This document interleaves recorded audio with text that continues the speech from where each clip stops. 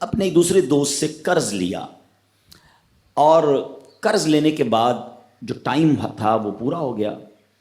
اب پیسے اس نے نہیں لوٹائے. بڑی کوشش کی اس نے کہ بھائی میری رقم واپس دے دیں، اس نے نہیں دیا. اب وہ یہ کیس لے کر عدالت میں چلا گیا اور جج صاحب سے جا کر اس نے کہا کہ اس نے میرے پیسے دینے اور یہ میری رقم نہیں لوٹا رہا. تو جج صاحب نے کہا کہ تمہارے پاس 30 دن ہیں، ودن 30 days تم نے اس کے پیسے واپس لوٹانے ہیں، ورنہ پھر تمہارے خلاف فیصلہ ہو جائے گا. تو وہ شخص گھر گیا. اب اس نے کیا کیا، اس نے صبح سے لے کر شام تک درود پاک پڑھنا شروع کر دیے. 1 دن 2 دن 3 دن 27 دن ہو گئے. وہ درود پڑھتا رہا اور انتظار کرتا رہا. پیسے تو تھے نہیں، 30ویں دن عدالت میں پیش ہونا تھا. 27 دن گزر گئے، 28ویں رات آ گئی. خواب میں اس کو کسی نے آواز دی کہ گھبراؤ نہیں، تمہارا قرض ادا ہو جائے گا. اگلے دن پھر درود پاک پڑھتا رہا. اب نبی پاک کی خواب میں زیارت ہوئی. آقا علیہ الصلوۃ والسلام تشریف لائے، فرمائے گھبراؤ نہیں، تمہارا قرض ادا ہو جائے گا. تم علی بن عیسیٰ وزیر کے پاس جاؤ اور اس سے کہو وہ تمہارا قرض ادا کر دے گا. اب جب صبح اٹھا تو بہت خوش کہ نبی پاک کی زیارت مجھے ہو گئی. لیکن پھر خیال آیا کہ میں اگر وزیر صاحب کے پاس گیا اور انہوں نے مجھ سے کوئی ایویڈنس مانگ لیا، کوئی پروف مانگا، کہ میں کیسے مان لوں تمہیں نبی پاک نے بھیجا ہے؟ تو اس بات پر تو میرے پاس کوئی دلیل نہیں ہے. اب 30ویں رات آ گئی، آخری رات ہے، صبح عدالت میں جانا ہے. درود پاک پڑھتے پڑھتے سو گیا. سرور کائنات علیہ الصلوۃ والسلام نے خواب میں پھر کرم فرمایا. فرمایا علی بن عیسیٰ وزیر کے پاس جاؤ، وہ تمہارا قرض ادا کر دے گا.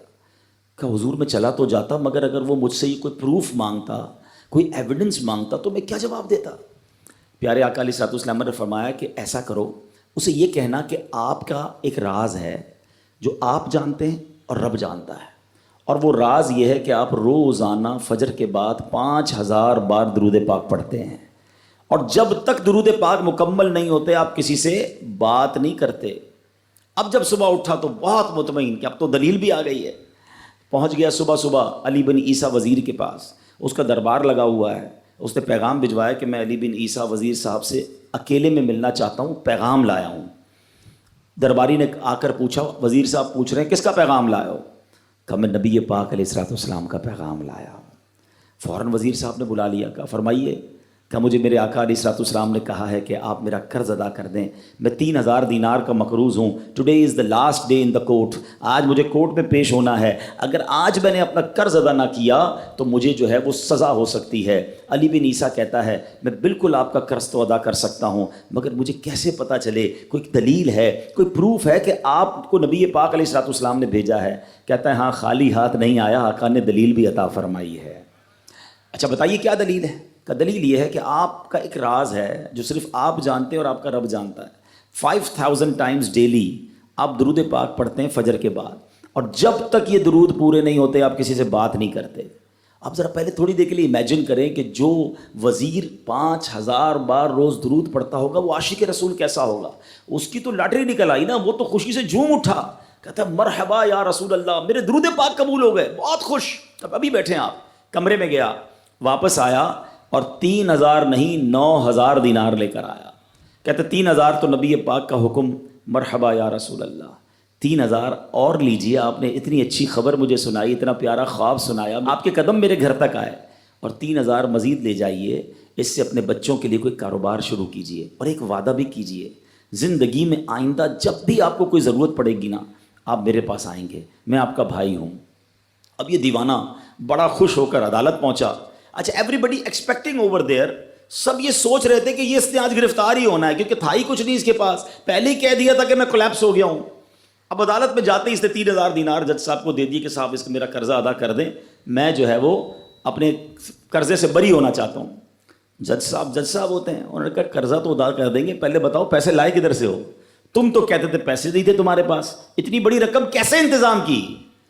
اب بھری عدالت میں گویا اس نے زبان حال سے یہ کہا کہ اتنا دیا سرکار نے مجھ کو، اتنی میری اوقات نہیں، یہ تو کرم ہے ان کا، ورنہ مجھ میں تو ایسی بات نہیں. اب اس نے بھری عدالت میں پورا واقعہ سنایا کہ میں نے تو کچھ نہیں کیا، آقا خواب میں تشریف لائے، میں وزیر صاحب کے پاس گیا، انہوں نے یہ پیسے دیے. سنو اس زمانے کے جج بھی کیسے ہوتے تھے. وہ جج دوران عدالت اپنے کرسی سے اٹھ کر کمرے میں چلا گیا. تھوڑی دیر بعد جج صاحب واپس آئے اور 3000 دینار اس کے ہاتھ میں دیتے ہیں. کیا سارا ثواب علی بن عیسیٰ لے جائے گا، میں بھی تو آقا کا امتی ہوں، تمہارا قرضہ میں ادا کرتا ہوں۔ اچھا، اب جس نے کیس کیا تھا، سبحان اللہ، کیا ماحول تھا، کیا انداز تھا، کیا دل تھے، وہ بھی تو دیکھ رہا ہے، کہتا ہے میں بھی تو آقا کا امتی ہوں، رکے ذرا، کاغذ قلم دیجئے، بندے کو میں قرضہ ہی معاف کر دیتا ہوں۔ اچھا، قرضہ ہو گیا معاف۔ اب جو 3,000 جج صاحب نے دیے تھے، وہ بندہ کہتا ہے جج صاحب ہوں واپس لے لو، میرا تو قرضہ ہی ادا ہو گیا۔ تو جج صاحب کہتے ہیں جو پیسے آقا کے نام پر نکال دیے میں نے واپس نہیں لینے، یہ سارے تم ہی لے جاؤ۔ اب یہ 12,000 دینار لے کر یہ عاشق رسول جھومتا ہوا اپنے گھر پر جا رہا ہے۔ اے میرے پیارے اسلامی بھائیوں، ایک رات پہلے ایک سنگل پینی اس کے پاس نہیں ہے، اور اگلے دن 12,000 دینار ہیں۔ درود پاک وہ وظیفہ ہے جو دل سے پڑھا جائے تو سبحان اللہ یہ مصیبتوں کو ٹالنے والا وظیفہ ہے، یہ پریشانیوں کو دور کرنے والا وظیفہ ہے۔ اور یہ میں نہیں کہہ رہا، خود سرور کائنات علیہ الصلوۃ والسلام کی حدیث ہے جس کا مضمون ہے کہ جو پریشانیوں میں ہو، جو مصیبتوں میں ہو، اس کو چاہیے کہ مجھ پر درود پڑھے، کہ درود پریشانیوں کو لے جاتا ہے، مصیبتوں کو لے جاتا ہے۔ ایک شاعر نے کیا خوب لکھا ہے، اور واقعی حق لکھا ہے، ہر درد کی دوا ہے صلی علی محمد، ہر درد کی دوا ہے صلی علی محمد، تعویذ ہر بلا ہے صلی علی محمد۔ تو ہمیں چاہیے، خاص طور پہ ربیع الاول کا مہینہ ہے، کثرت سے درود پاک پڑھیں۔